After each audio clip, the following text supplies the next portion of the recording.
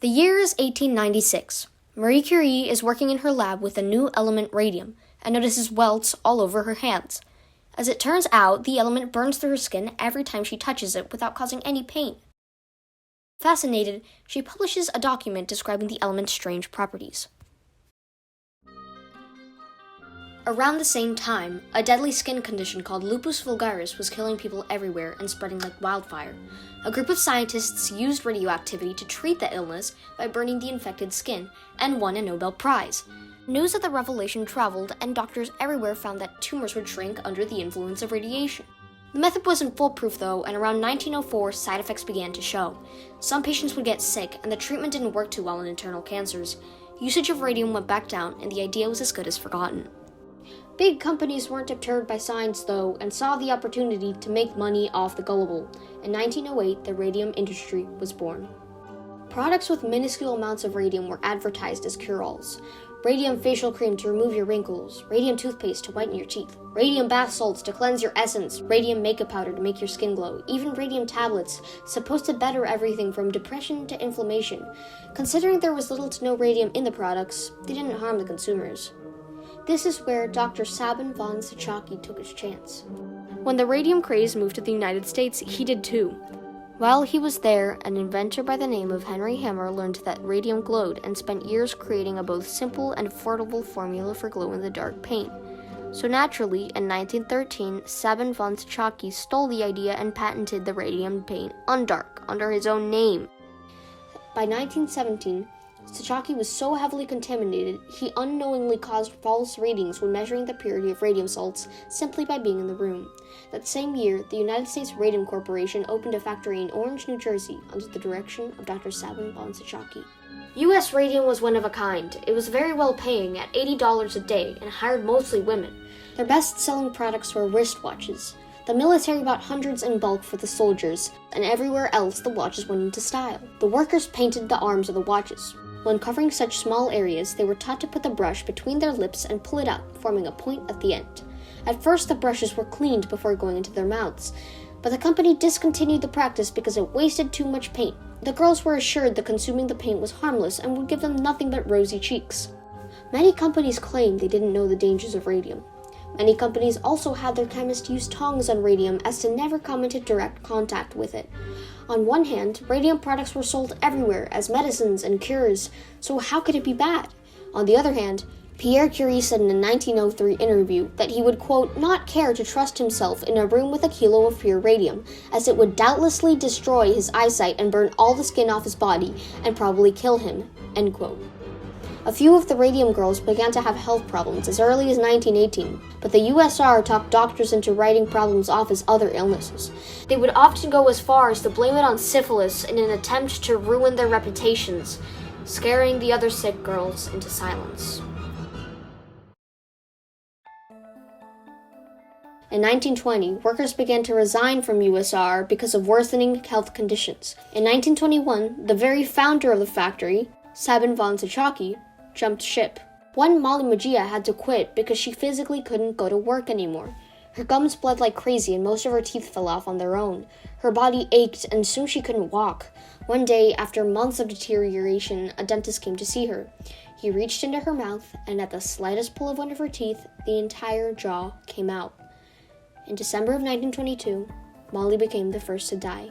She was 24 years old. In the wake of Molly's death, the number of lawsuits against USR skyrocketed. In response, in 1924, US Radium hired Cecil Drinker, a Harvard professor and physiologist, to report on the factory. Not surprisingly, he was horrified and gave a less than ideal review. Drinker turned his report into USR and then to the New Jersey Department of Labor.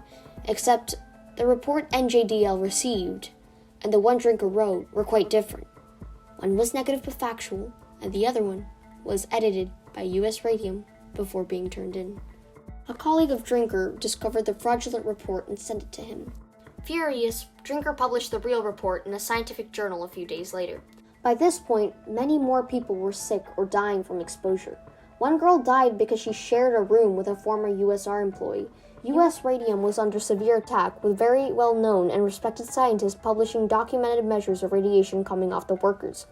USR then hired Frederick Flynn from the Institute of Public Health at Columbia University to examine some of the workers' health, the most notable of which, Grace Fryer, already had trouble exercising from the weakness in her bones.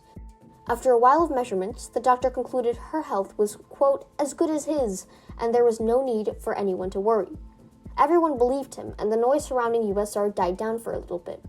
That was until 1925, when it was revealed that the scientist wasn't a scientist at all and received his paycheck from US Radium. This was when Grace Fryer decided to sue. In 1926, USR shut down its factory in New Jersey, where all this was happening. Fryer found a group of workers who had gotten sick from USR, and the 5 of them came together. In 1927, they officially filed a lawsuit against USR, and the people called them the Radium Girls. In January of 1928, the first court meeting took place. 2 of the girls were bedridden. Fryer had lost all her teeth and used a back brace. She couldn't walk. Dr. Sabin von Sachaki himself died of radiation sickness shortly after. USR pushed the next court meeting to April, at which point all the girls were too ill to attend. The entire case was suspended until August after that because many of the witnesses were on summer vacation, all of the vacations of which were paid by US Radium. Mysteriously, days before the hearing, an out-of-court settlement was reached, and each girl was entitled to $10,000 immediately, and $600 every year in exchange for not holding USR liable.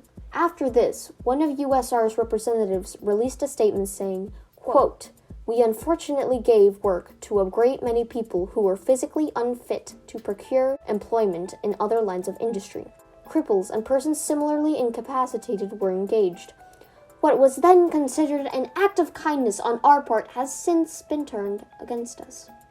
In 1929, the U.S. Department of Labor recorded over 20 fatalities caused by radium poisoning. In 1931, radiation was proved to be able to cause cancer, and yet, with everything quote-unquote resolved, nothing good came of it. Or so it seems.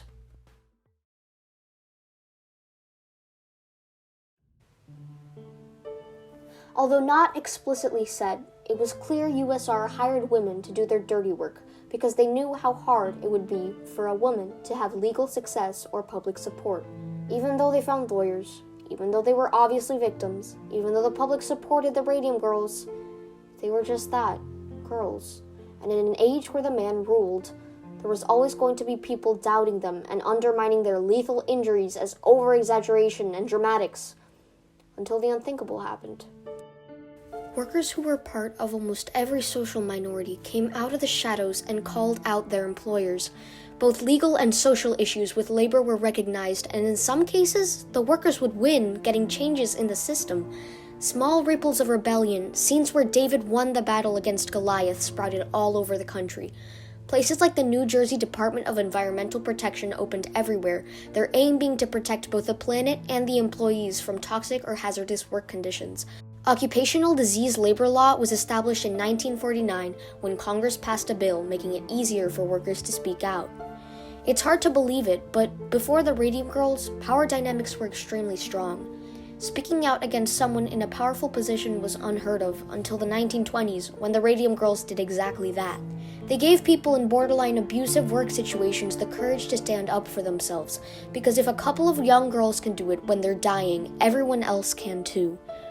Right now, almost 100 years later, their contribution to the world is still in action. Right now, almost 100 years later, we still have a lot to thank those women.